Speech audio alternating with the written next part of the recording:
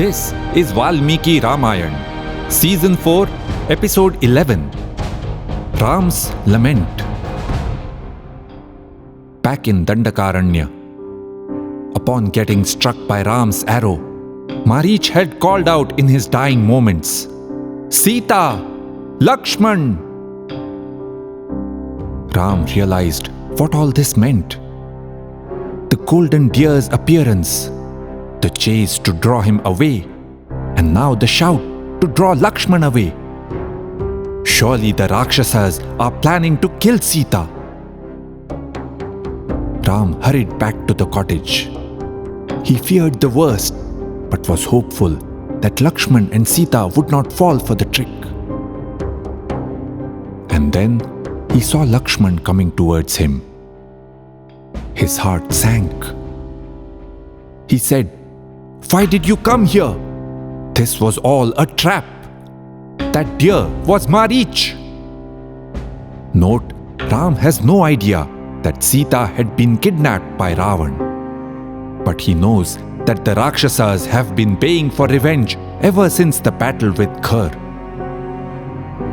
Now, as they both rush back, Ram is hit by the prospect that he may lose Sita. In the next few sargas, Valmiki has described in great detail how Ram reacts. They tell us a lot about what Sita meant for him.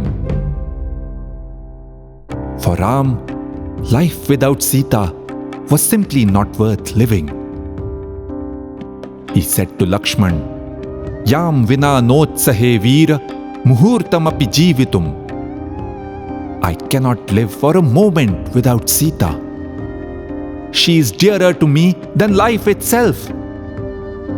If I don't see her sweet smile when we get back to the cottage, I will give up my life. Without her, I do not desire even the lordship of the whole world. Lakshman, you should not have come here. Why did you leave her? Tell me. Lakshman explained. When Sita heard that call for help, she was gripped by fear. She urged me to come to your aid. I tried to assure her that you would never need my help against any Rakshas. Someone else had cried out and made it sound like you.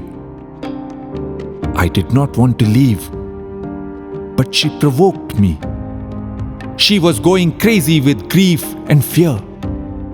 She was parimohita chetana, unable to think clearly. She accused me. You are actually your brother's enemy. You are interested in me, aren't you? And are looking for an opportunity to get rid of Ram. That is why you're not helping him. I just could not take it. So I left the cottage and came to see you. Ram was distressed upon hearing all this, but he still rebuked Lakshman. I had instructed you very clearly to stay there for Sita. You should not have left her. You knew that I am well capable of tackling any Rakshas, but you got provoked by Sita's words that were spoken in anger. You made a big mistake, Lakshman. Lakshman had lost his cool and reacted to Sita's harsh and unfair words. This time he remained calm and did not react to Ram's words. As they approached their hermitage, Ram's body was trembling. He stumbled into the cottage. It was empty. Shunyamavasatham. His worst fear had come true. Straw mats were thrown around. Clearly, something terrible had happened. But hoping against hope, Ram thought, perhaps Sita has just gone into the forest to get some flowers or fruits, or to the pond or the river to fetch some water. He started looking for her everywhere. Valmiki says, he ran through the forest, jumped across streams, went to the hilltop, and down to the river, calling out to her and weeping all the time. He had become stark, raving mad. Bhranta unmatta iva lakshyate. With poetic exaggeration, Valmiki says that Ram went from one tree to the next and asked if they had seen Sita. But of course, there was no response. Ram sank further and further into grief, like an elephant sinking deeper in a swamp. Or could it be that this was all a game? Sita, if you are hiding behind a tree somewhere, enough of it. Now come out. Avagacchami te sheelam parihasa priyam priye. My dear, I know you love to have fun. But please, stop this game. Alam te parihasena. It is not fun any longer. The only answer Ram got was the deafening silence of the forest. Lakshman, it is clear. Either the Rakshasas have abducted her or killed her. If this was an abduction, Ram was worried sick for her. How she would have cried. In what condition she would be right now. If she had already been killed, then there was nothing for him to live for. Ram was totally dejected. He was almost losing his mind with grief. He said, "O Lakshman, I will surely die now. You go back to Ayodhya and tell Bharat the empire is his. Take care of Kausalya, Sumitra and Kaikeyi. Tell them all what happened. Oh, how will Sita's parents take it?"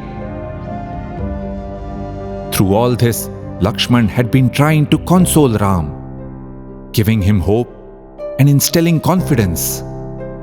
Once again, he urged, "Ram, pull yourself together. Give up this grief and take courage. We must keep looking for Sita." They went back to the Godavari to look for Sita yet again. And this time, they got a clue. A herd of deer was looking south in a peculiar way. Ram and Lakshman headed off in the direction of their gaze. And shortly, they saw some flowers strewn on the path. "These are the very same flowers I had given Sita," Ram exclaimed, "and she had worn them in her hair." Ram's grief started giving way to anger. He looked around. The mountains and the river had witnessed what had happened to Sita. Poetically, Valmiki says, Ram roared at the mountain like a lion roars at a deer. "Have you seen my dear Sita? Tell me, where is she?" The echo from the mountain appeared to be saying something, but it did not reveal anything about Sita. And then, a little further ahead, they saw the large footprints of a Rakshas, and then Sita's footprints. The marks showed a chase and a struggle. There was also a broken bow, parts of a rath, broken bits of ornaments, and garlands, and blood. Ram's anger boiled over. "What have these Rakshasas done to Sita? I will never allow them to get away with it. I am known for my restraint and compassion, but some think that it is a weakness. No more. If Sita does not return safely, the world will witness my power. For Sita, I will kill every one of these Rakshasas. I will even destroy the gods if they don't hand back Sita to me." Ram's anger was like the fire that brings the end of the world, the end of time, Yugantagni. And he said, Tatha rupam hi vaidehim nadasyanti yadi priyam nashayami jagat sarvam trailokyam sacharacharam. If I do not get back my beloved Sita safe and well, I will destroy the three worlds and everything and everyone in them.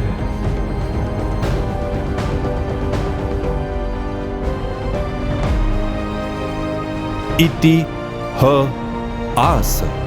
That is how it happened.